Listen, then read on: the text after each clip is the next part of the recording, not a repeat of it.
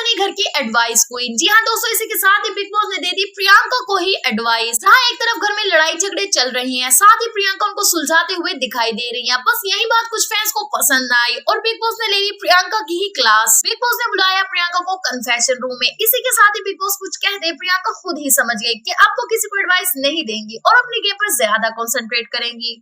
इसी के साथ ही उन्होंने बिग बॉस को कहा कि वो अपने सिर्फ क्लोजेस्ट फ्रेंड को ही एडवाइस देंगी, जो कि है अंकित गुप्ता। इसके साथ वो अपनी गेम पर ज्यादा तवज्जो देंगी। बिग बॉस ने रखी कंटेस्टेंट पर कड़ी नजर।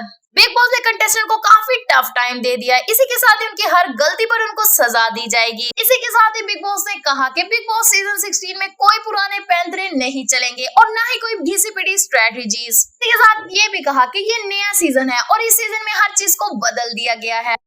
आगे बिग बॉस सीजन 16 में क्या होने वाला है, ये वाकई ही दिलचस्प है। आपको इस बारे में क्या कहना है, कमेंट सेक्शन में हमें लाजमी बताइएगा।